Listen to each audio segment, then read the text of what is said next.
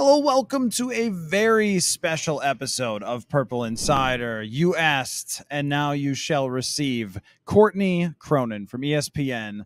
I got no less than 10,000 tweets asking about if draft Courtney, scout? our draft scout, Courtney Cronin, would be here at Indianapolis in the Indiana Convention Center. And Well, here you are. No, it's not me. I saw her the other day. Oh, yes. I saw her because prospect interviews were going on. I thought I caught her. I was like, oh, I could tell it was her from the back. And she was in the middle of the scrum, so I couldn't really get to her. But I know she's here because testing starts today with the defensive linemen. So, that she's going to be in there trying to see who has the quickest get off, who has, the oiliest hips. All of those things that we measure to tell you how good of a football player somebody is. As it always does, is the get off. Yeah, for sure. But someone the other day, we were sitting in the media room and someone said, hey, do you think that they should go with the defensive tackle or edge rusher? And I was like, oh, so you don't know each other.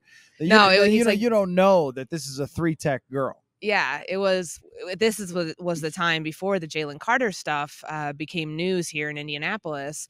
And I was asked, if you're the Bears, who do you take, Will Anderson or Jalen Carter? And, this person doesn't know the history of the 3-technique obsession that we both have. I mean, you have it as much as I do. Don't act like I'm in this boat by myself. I've been pushing the receiver a little harder, but the interior pressure has certainly been a thing at the top of my list. But gotta push that pocket. More you. Okay, it's more you. You were the one that demanded Rick Spielman answer for Sheriff F. Lloyd. I did, and I wanted to know why they didn't end up re-signing Sheldon Richardson after they let him walk the first time, only to bring him back a couple years later when you get a shell of himself. But anyways, I digress here. This is why we're at the Combine, to be able to find the next Sheriff F. Lloyd and the next big 3 technique that's going to change the way that the Bears rush the passer, I guess, because they didn't do any of that in 2022. No, they didn't. And they had a bunch of players that used to play for the Vikings that were bust draft picks that I realized only in week 18 were there. I was like, Jalen Holmes, you're on this team? I saw him in the locker room one time, and I was like, oh, he's here. He's here. Harrison Hand? Harrison Hand. Yeah. Speaking of Sharif Lloyd, though, he is actually here in Indianapolis. He's working with a team as an assistant defensive line coach, which I think is really good because his career, it was really unfortunate. He had a knee injury that was kind of a surgery that didn't go right, and he never played again. And a player like that, you wonder what's going to kind of become of him after this. And he got with the Florida program and then has actually turned out to make a coaching career for himself. So I think that's really good for Sharif Lloyd. And if you're not on the inside joke, she tried so hard to get Rick Spielman to answer for what was going on with Sharif Lloyd that we started calling him Sheriff F. Lloyd, hoping that it would throw off Rick Spielman and he would answer the question. Yeah, thinking he would hear a different name and be like, oh, I'm going to tell you the truth now. Right. That's one we actually have to explain. But when it comes to the Jalen Carter thing, it wouldn't be you covering something if it wasn't blown up with some crazy drama. I feel like that really carries around with you. Look, you left Minnesota, and even though we had lots of games that were nuts, there wasn't really much drama. And I think the drama was you, so to speak, as T-Swift fans would appreciate. But what do you think of what is happening with Jalen Carter and his potential draft stock? So the curious timing of the arrest warrant coming out yesterday, the news of that breaking about 30 minutes before he was supposed to talk. And then, of course, he's got to go turn himself in, and he releases a statement that was all caps and poorly structured. I'm still looking at it in my head, and it was just please crop your statement, sir. Get rid of the white space at the bottom, and please don't write in all caps because I feel like you're yelling at me, and backspace so everything's on one line. Anyways, he's apparently back in Indianapolis, and he's going to be doing, finishing up interviews with teams. I don't believe that's going to be interviews with us, because if you're his lawyer, if you're his agent, you're not exposing him to those sorts of questions right now while this thing is an ongoing legal process. And these are 2 misdemeanor charges. So we're going to find out how NFL teams consider that and consider more than just the charges, but what was behind that too. Apparently he changed his statement multiple times to the police. And if you think that might tell you something further about his character, does that affect where he's going to go in the draft? But he's such a talented prospect. And oftentimes we see stuff like this happen where things come out about somebody's past and they are such elite players that they don't fall that far. I mean, you can think back to, you know, the Lyle Collins situation, and we know what happened there. And he was telling teams, don't, if you draft me on day 3, I'm not playing for you, because he was going to sign as an undrafted free agent and make more money. Of course, Laramie Tunzel falls. He cost himself $14 million, but he still went in the first round and, you know, made up for that and then some. I would not be surprised if, like, these are truly, if nothing else comes out and these are just misdemeanor charges that either get, you know, you just handle it. He's not going to be serving jail time. Like, he just turned himself in and was out in like 15 minutes. But if nothing worse comes of this, I can't see him falling beyond like the top 10, because this may hurt you if, like, you were expecting to go number 1 overall, which he was as a prospective like top draft pick. Now he might not be that guy, but I don't think he's going to fall that far, just knowing kind of the response that I've gotten here in Indianapolis. But everybody I've talked to was pretty surprised about the timing of the warrant and the fact that there was going to be one to begin with. But yeah, I mean, that seems like the intent is to drop it. I mean, maybe it wasn't intentional. Maybe it was just a coincidence. But when something happens like that, you're like, was that on purpose that this just came out? 30 minutes before he's supposed to talk. Like, I mean, I guess it's great timing to a degree, because what if it drops in the middle of his interview session? And people realize, and they're like, hey, just so you know, there's a warrant out for your arrest right now. Like, don't know how that's going to like affect things, but, you know, I mean, I guess it's a good thing for him that didn't happen that way. I'm on the same page with you, though, not really thinking that it's going to impact his draft status. Because if you're a team, you're probably looking at it like, well, what he did or is alleged to have done would be. And we still don't know like anything. Like that's why you have to leave it open. Like, could this change things for the Bears? It could change everything, or it could change nothing, because it's still so premature in the process. They met with him on Monday. I don't know if they had any idea about this, but the vibe that I'm getting around here is that most teams had no clue that this was coming. Okay, and that like the people like who represent him did not know this was coming either. Okay, well, it depends on if he knew it was coming, then how people would look at it. Because if he didn't know, then all right. But if he knew and then was hiding it and just hoping it would go away. And that's the stuff that I think would affect where you're drafted, because teams are going to look at that and be like, okay, massive red flag, but we don't know any of that. I guess what I was thinking of is, since he's not going to prison with these charges, then they're not going to worry about that element of it. And if it's something that was a one-time event that happened, teams would probably look at it like, well, we can direct him away from doing that again, or maybe learned his lesson, or that's what they'll hope. It wouldn't be maybe considered a chronic issue that is going to be a problem over and over again, unless he, again, allegedly really loves street racing and must street race. Yeah, like, you know what I mean? Like, it sounds like, and this is not to downplay it at all, because someone died. Yeah, 2 people died in this. It's right. Terrible situation. So this is not to downplay it. I just mean teams are kind of sick like this, but they're going to look at, is this going to be a long-term problem or not? And they might come to the conclusion, no, but he is going to really rush the passer. And they need it. The other thing is, too, once someone gave Deshaun Watson the most guaranteed money ever and people kept coming to games, I don't think that anybody really worries about how it's going to look in public if you do just about anything in the NFL. That just seems like the reality. The NFL doesn't have a moral compass. So like to pretend like and cherry pick certain situations where one needs to apply, that's unrealistic. And it's frankly kind of stupid. So let me ask you a question. Are the Bears trading the draft pick? What are they trading it for? What are they doing? I think they are going to trade the draft pick. We heard from Ryan Poles at the Combine, like confirming Schefter's report that they're, quote, leaning towards that. And he said, we've always kind of been leaning in that direction because of the development that they saw. Granted, there's a lot left to be, proven with Justin Fields, but they saw a very good player last year, and somebody who, when his offensive line was obliterated, when his receiving core was nothing, and it's not even injuries, sure, affected, not having Darnell Mooney there for the last 5-6 games, but they were awful to begin with. And he's still standing at the end of the day after being told to play football with one hand tied behind his back. I don't think you can ask for anything more. He did everything they asked him to do, and he was still standing by the end of it. So there's a lot to build on there, and I just don't know if this is the time, even though people say, oh, well, what about the starting over on the rookie clock? What about giving yourself the opportunity? If you're Ryan Poles, you never want to be in the situation again. Like, it's not good to be the number one team taking the number one overall, because typically it's not that you get that pick from trading with a team the previous year and like that's your future first round draft pick. Like that doesn't typically happen, where it's not like your own original pick, and that is what it is for the Bears. You can do a lot to fix holes in this roster by trading back and keeping Justin Fields in place. And let's say they're able to trade their first overall pick for like future first, like one next year.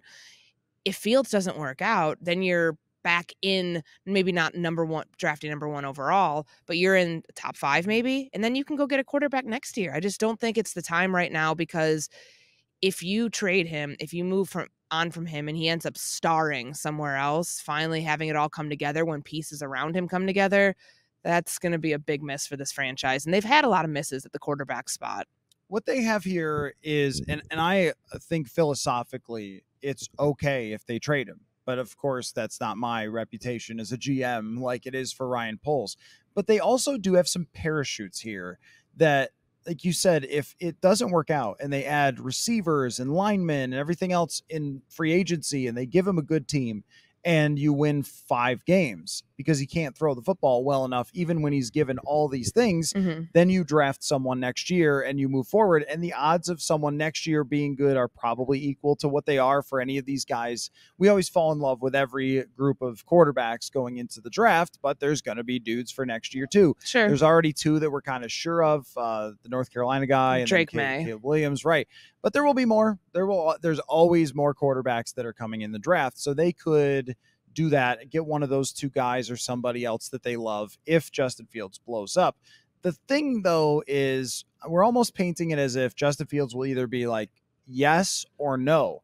And I don't know if you know about this, but if you cover a quarterback in the middle, I don't know if you have any experience. Never done that before. Reporting on a quarterback in the middle, say when you were in Minnesota, but you know what that does. If you have a quarterback who is just good enough for people to buy into him and then he becomes expensive, like that, to me, the nightmare scenario isn't that Fields is bad. It's that Fields is okay. It's that his throwing improves a little, but not a lot. And the Bears win 8 games. And then what do you do? Because then you're going into extension time after that and having that discussion with him. I don't know how that, to me, is the most risky situation and why I would still consider trading it. Not that it sounds like that's at all what they're thinking about. No. And, being in the middle, I get that. That's purgatory. You don't want to be there as a franchise.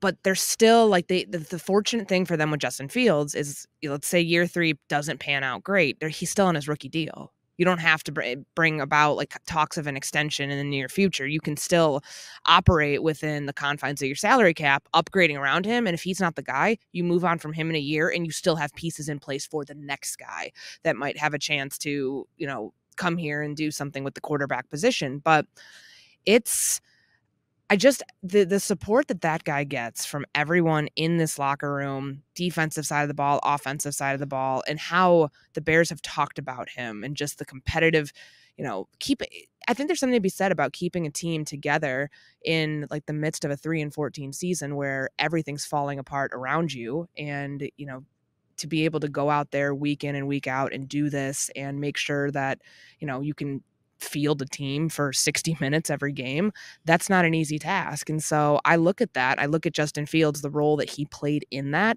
And I know that that is no small thing. And that's no small thing to this team. So all of that said, there's more like pros when you're listing out your pro con list about like keep him or trade him. There's more pros and there's less of the surefire Bryce Young's better at this, CJ Stroud, like throw out other names. I mean, like we'd only be looking at Bryce Young, but none of those guys right now are better than where Justin Fields is. And frankly, if you put Bryce Young in the situation that Fields was in last year, I don't think that you have any different outcome. Right. We don't know if he could play at all. Any of the guys. I guess where I look at it, again, more philosophically than being able to actually apply it, would be that even if you drafted another guy, you could put so much around him and you've got years to do it. Where with Justin Fields, it feels like there's much more of a tight window to be really because you're going good. into year 3. Like Right. It's not the beginning of if again, resetting the rookie clock is a big thing. And, being able to have a quarterback like a Patrick Mahomes winning early on that rookie deal, that saves franchises a lot of money in the long run because you're able to get them on their second contract early enough. If you can do it within that 5-year window, but that's such a crapshoot. That's not like a guaranteed thing that every quarterback who's been drafted in the first round. I mean, we can go back and look at all of them from the last couple seasons and realize that it just doesn't pan out that way. And even with this 2021 draft class, it's Trevor Lawrence, it's Justin Fields, and then it's everybody else. Yeah, like Mac Jones, we were up and down on Mac Jones. We're up and down on Mac Jones. Zach Wilson's done. And we don't know about Trey Lance. And I'm starting to think, just given, what this situation is with the San Francisco 49ers and their quarterbacks, is he going to be healthy enough to play? He just had an ankle surgery again, a second one in December. Are they going to have any quarterbacks for camp? And I mean, that's a completely different topic of conversation. Jimmy Garoppolo's going to be the quarterback there till 2094. Yeah, pay him. I don't know if he's going to want to stay there, but I would try to find a convincing argument for him to stay. But let me throw something out though to you about this. When it comes to certainty, nothing is certain when it comes to drafting a quarterback. But what's the certainty level that Fields will be good? I mean, I do think if you trade him, you blow up the locker room, you frustrate some people who really bought into him, and especially front office who drafted him. There's probably a lot of scouts and everybody else who are still there, or people involved in that, and coaches who might like him and everything else. But when we talk about certainty, it's more, you're almost closer to certain that Justin Fields is never going to be great than you are certain about a rookie. If that makes sense. Is that only because there's uncertainty with both is what I'm saying. I still give him an incomplete grade in certain areas because when you're not playing with an NFL team in the NFL, that's how do you judge him on last year? His top receiver finished his season on IR after week 12 and still led the team in receiving yards with like 493. That's an incomplete grade. I mean, they were the league's most dominant rushing team because Justin Fields was playing quarterback. It's the exact same thing with the Philadelphia Eagles. Like when your quarterback is your best rusher, that's why you're averaging the highest yards per carry and the most rushing yards of any team in the NFL. And you're able to be so run heavy and dominant to make up for all of the flaws that you have in your passing game. This year 3, like the chapter that's going to be written this year is the most important one in Justin Fields' book, because you're not going to year 4, like if you don't get it done this year, if you don't take significant strides in showing that you can be the guy, that you can win from the pocket, that you're not this running quarterback, which is a label he did not have at Ohio State. But the knock on him there was that he waited too long in the pocket because he was playing with an offensive line that just mauled everybody else, because 3 prospects were taken in like the top 2 rounds from that group. And you're playing with an incredible crop of wide receiver talent that you can just throw the ball to a spot and expect somebody to get there. All of that goes away in the NFL, but he didn't even have like the bare minimum qualifications to be able to say, hey, do exactly what you did on this play. If we're running the exact same play from Ohio State, just putting different players in the NFL, he wasn't even given that opportunity because a lot of these guys are replacement level players. Just to be completely honest, like Darnell Mooney, for example, I was asked about this on a podcast the other day. What do the Bears need? And we were listing off a bunch of things. Number 1, I said number 1 receiver, number 2 receiver. And like somebody's like, you don't think Mooney's a number 2 receiver? It's not that I don't think he's he's capable of that, because he had over 1,000 yards his second year. That was his, was the Allen Robinson year of like, why is he not playing? And like, it was Fields' rookie season. So he got a lot of opportunity to, be a very important part of the passing game. But I don't think I don't think you should pigeonhole yourself into being like, oh, gotta get a number 1 so we can play alongside Mooney. I think that you can bring 2 more pieces in if you have the ability to find them somewhere, whether it's the draft, free agency, a trade, and be able to move Mooney to like a solid number 3. Because I think, bringing my Viking stuff, like I think about him, like where would he fit with Minnesota? It's not Justin Jefferson level by any stretch. Maybe Thielen. Like to me, he's KJ Osborne. And I just think that you need more of those pieces than not to be able to judge Justin as a passer.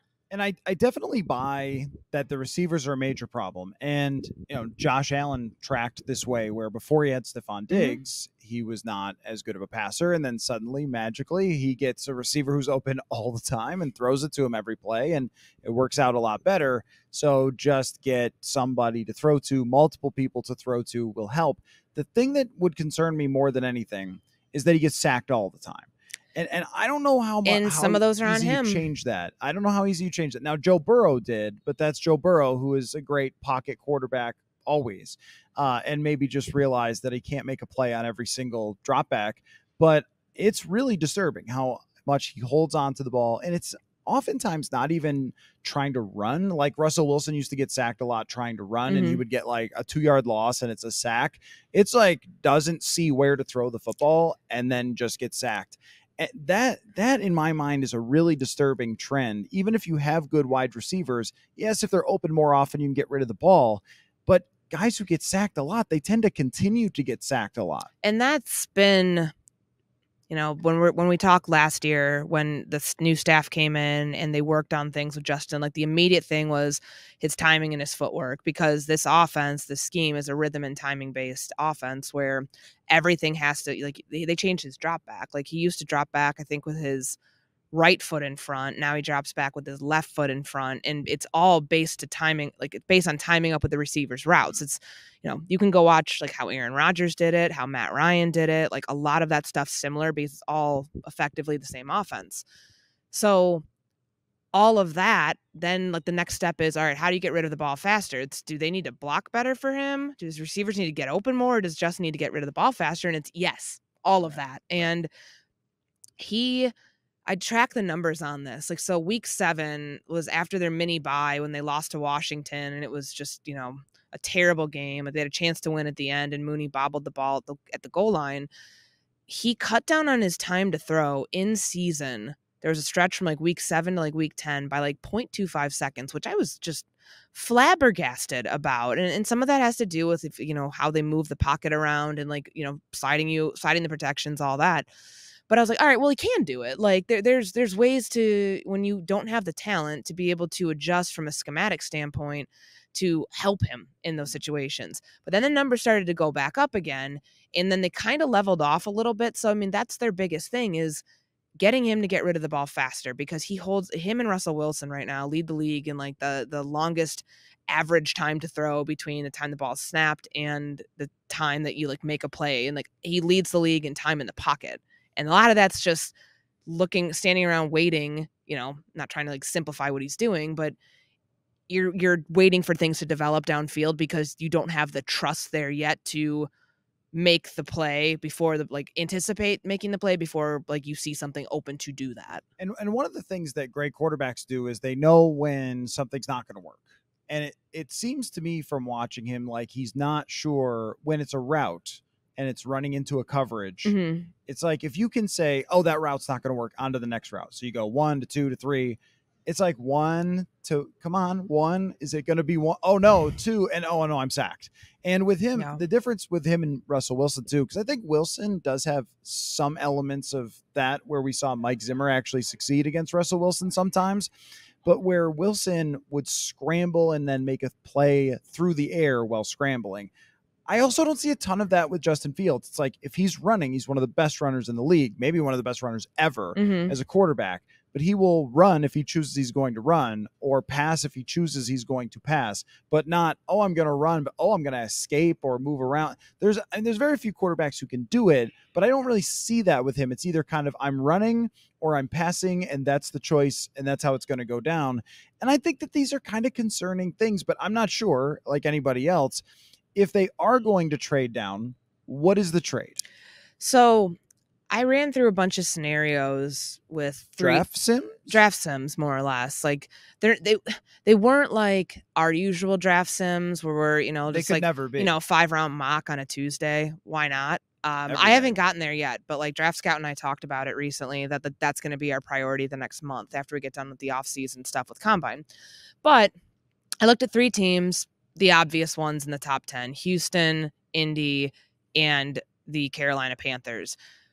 Maybe I'm the only one who thinks this is a big deal, because every trade is going to yield a first round pick, an additional one this year, and then an additional one in 2024, because you go back to, recent history with what the Titans and the Rams did in 2016 for Jared Goff. Like, the Rams had to give up a 2016 their 2016 first, which was in the teens, I believe, and then they gave up a 2017 first round pick. There were multiple seconds, a third. That's sort of haul you can get from whoever. Where can they get from like the sweet spot between 1 and where they're drafting in the second round in 54? There's a massive gap, and a lot of offensive linemen that are going to fall in that high 20s, early mid 30s range, that you don't want to like be just sitting there with your pick that you got from Baltimore in the Roquan Smith trade saying, well, I hope that we're able to get somebody here, because you have a wide receiver need, and this is not a deep class for wide receivers. To me, the Indianapolis Colts can give you that pick because they can give you 35.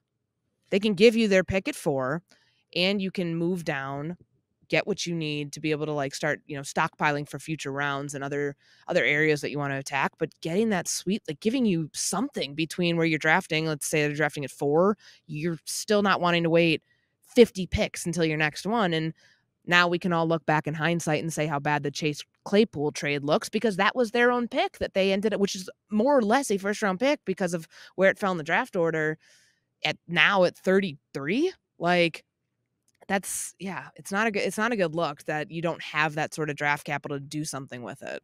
That is a trade right there that I don't really understand. If you were giving up a third for Chase Claypool, I get it. But if you're giving up something that's going to be the 33rd pick, it better be good. I mean, the player better be really good. Not I understand it. And if Pittsburgh's getting rid of someone, I don't know. I'm not taking. If Mike Tomlin's getting rid of someone, I'm not taking that part. And kind of what we knew about Chase Claypool, and just, incredible athletic specimen, like stretch the field guy. He can do all of the athletic things that you love and want to see in a receiver. But when a team like that, after you had such an explosive rookie season, and then it's like, what happened? That to me was a little concerning, but I understand, because I asked Ryan Poles about this at the time of the trade. Like, are you looking ahead to the free agent class and being like, yikes, Allen Lazard and, Juju Smith-Schuster, like those are your big names? And because we knew that the wide receiver group, I mean, it'll probably be better next year, because Marvin Harrison Jr. was the best receiver in college football last year, and he, still has a long way to go before he's even draft eligible.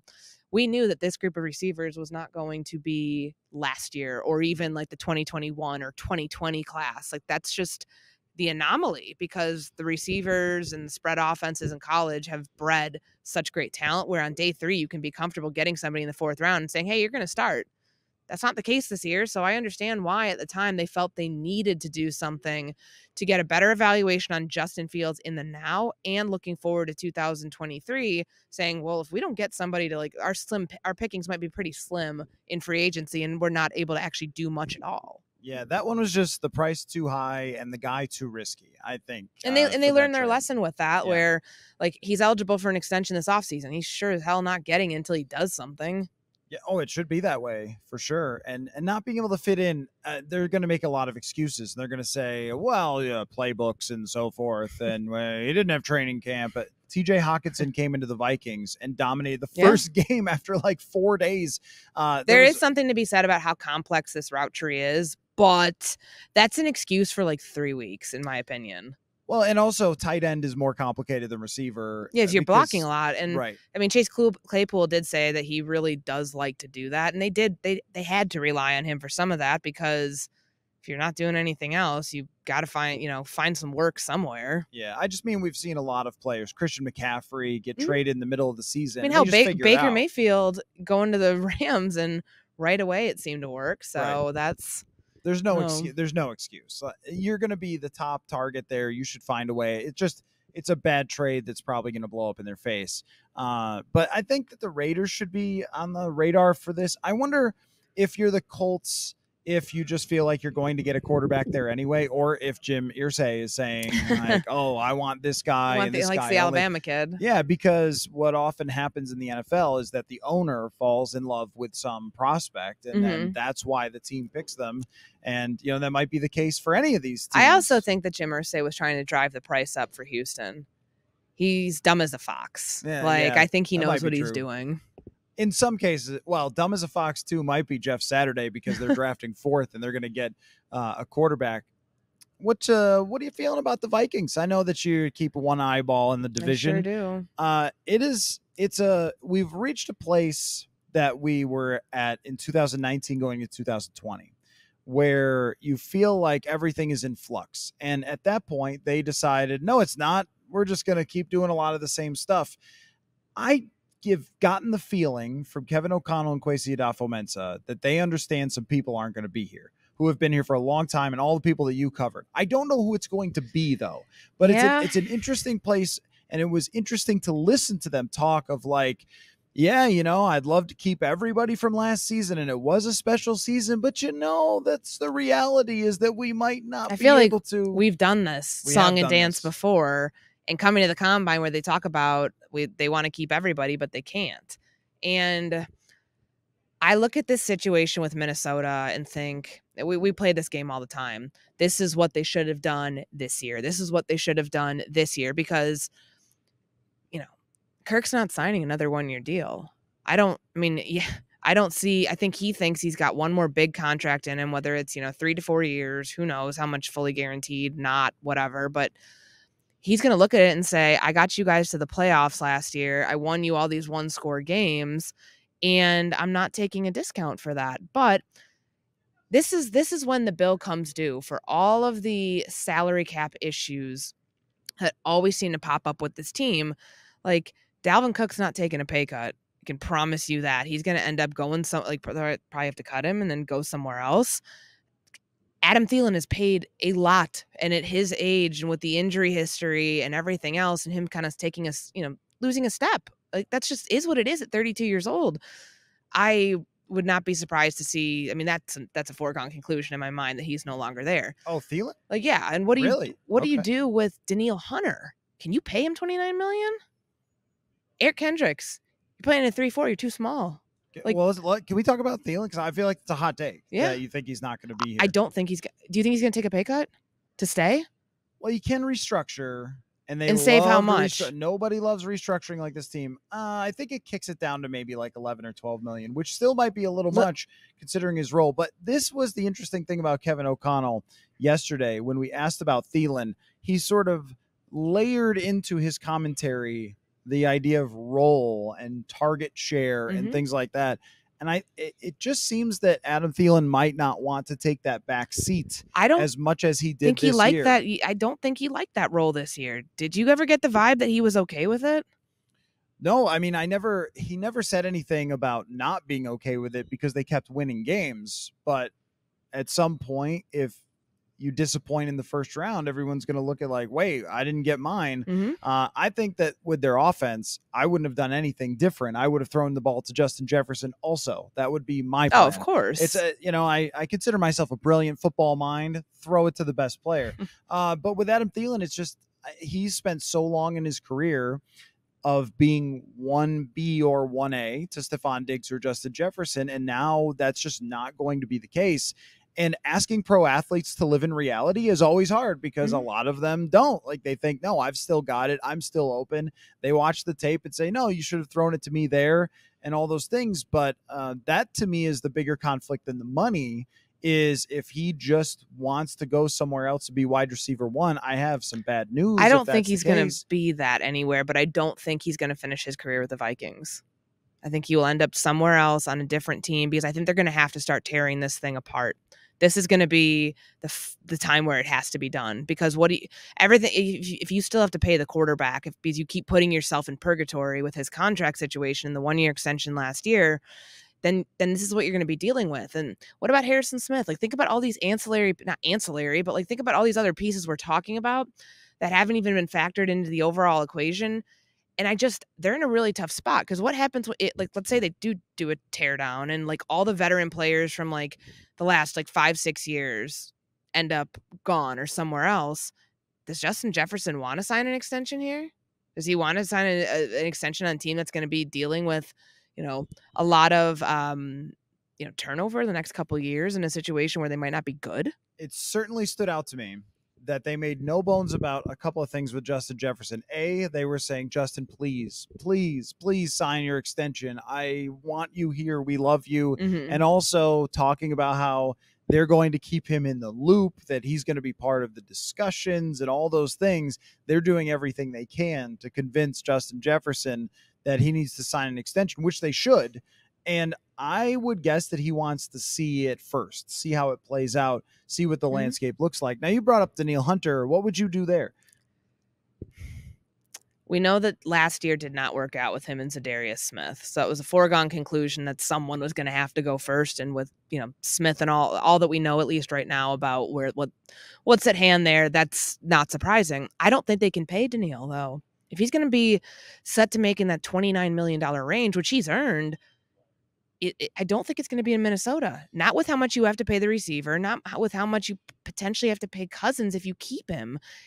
And as we know, this team, in wanting to remain relevant and wanting to just stay in the mix, you have to have competent quarterback play to do it. They've never been willing to bite the bullet for 1 year, take a big step back to be able to take a major step forward. And I don't see them getting out from under Cousins right now. I feel like it's not how I would do it, but I do think that they end up keeping him around. And, unfortunately, I feel like that's kind of this will be the same issue going forward. I mean, Cousins being gone for 2023 seems almost impossible, but it also feels to me like there's going to be an impasse. And we also thought that going into 2020, and we were wrong. In fact, I remember us doing a podcast and talking about how Kirk should maybe hold their feet to the fire for a longer term deal and then sign an extension shortly after that. But I think this is the time, knowing that his NFL mortality exists, that there's only so many more years of doing this, that he probably wants a final contract that's lock dead guarantees. So his and not having to come back to the table every year. Right. And if they know that is going to come off the books, then they can do things like extend Danielle Hunter, but you also have long-term injury risk to play into this, that last year he was healthy, but that's no guarantee for the future. You also can't say pay no one, because if you just say, well, this guy's too expensive, you end up like the Bears and you end up losing all your games, which might be what they need at some point. I mean, but they're never going to believe it's in a complete, no, the way that the Vikings are structured, the way that they've been, they've never been a tear it down to the studs and start over. These are two very different rebuilds that we're looking at, the way that the Bears went about it and the way that the Vikings went about it. And you can think one is better than the other. The circumstances in Chicago, because they had a young quarterback they needed to figure out, and they still need to figure out whether he's the guy.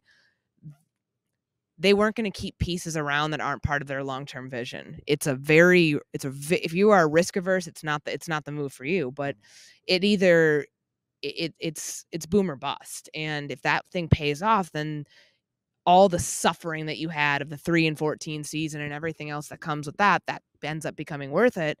Whereas the Vikings, I mean, you're 13-3 and you go to the wild card round and you lose at home, and you have a quarterback who, there were moments where you can look and say, man, I wish Kirk would have done this stuff differently. But he has a ceiling on him that we have known about.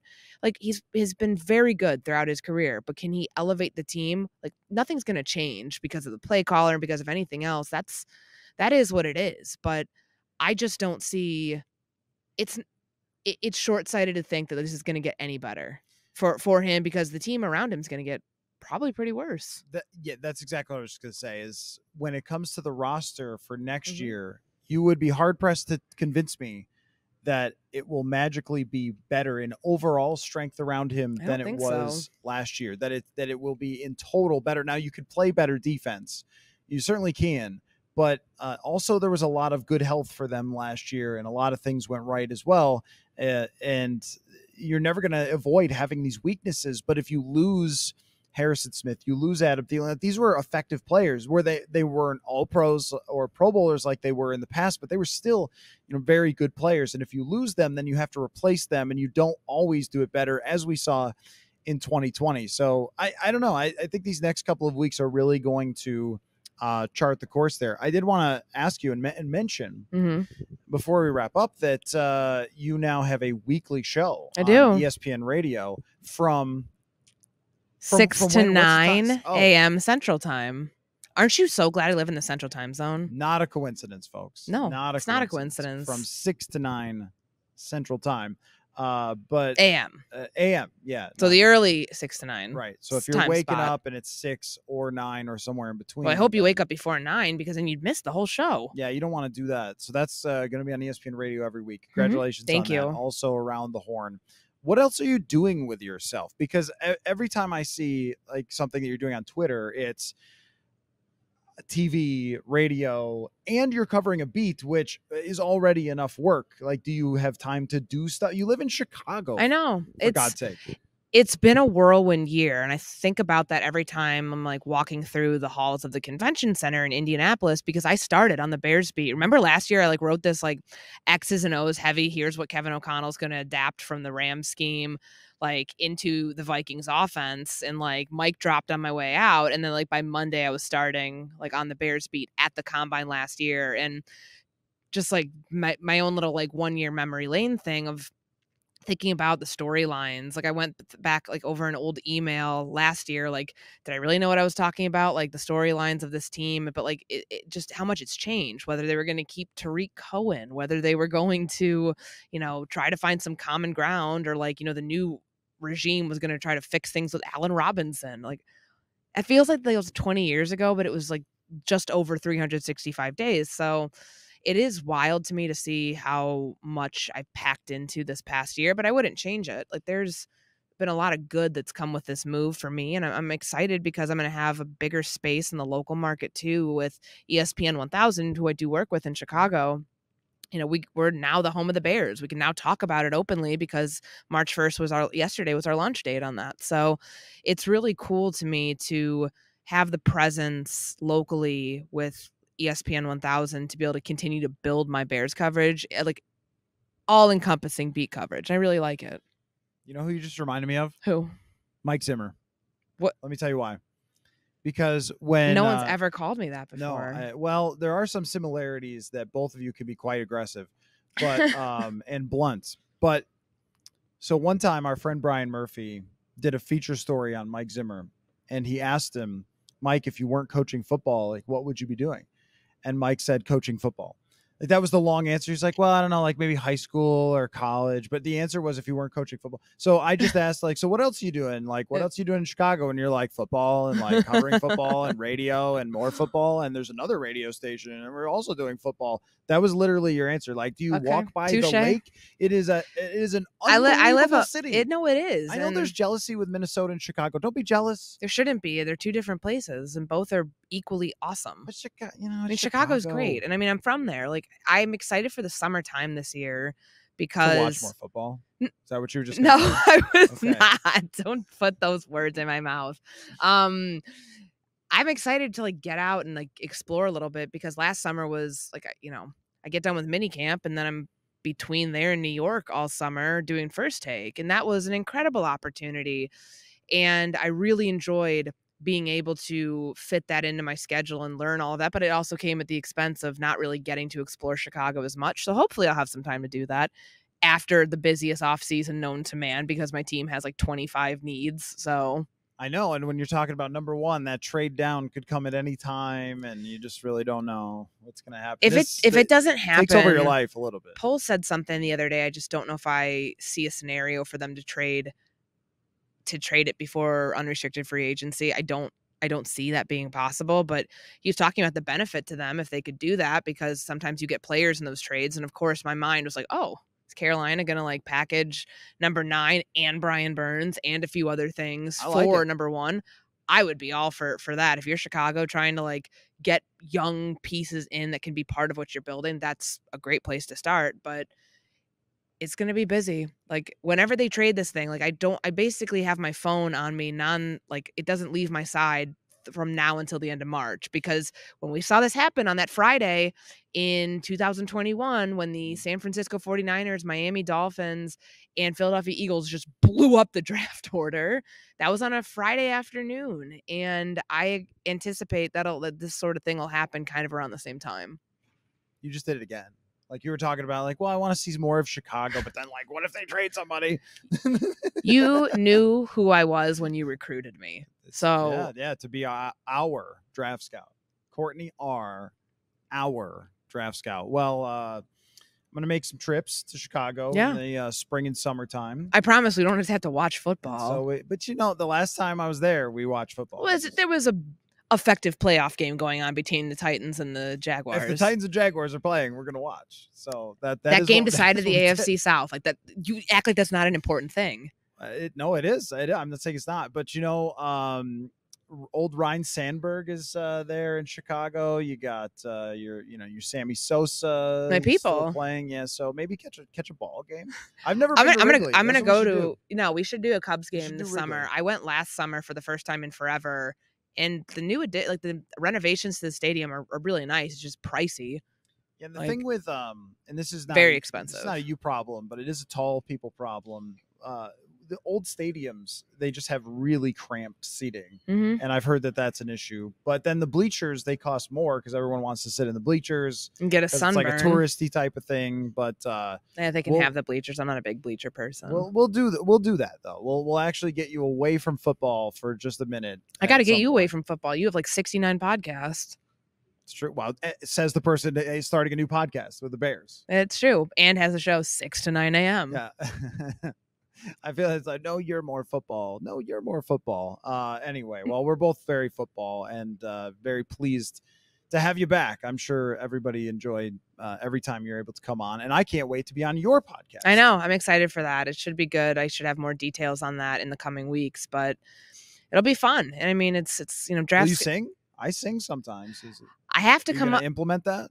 I mean, I'm gonna need you to like make a drop, your What's Going On with the Bears drop, the metal version of it. Well, and I make up so many songs I forget how they go. Like I need you to remember, like, what's up with the Bears? No, it was, what's going on with the Bears? It was metal. Okay, yeah, you yelled it into the microphone. I can't do it. I've already lost my voice this week, so you had a good one, but.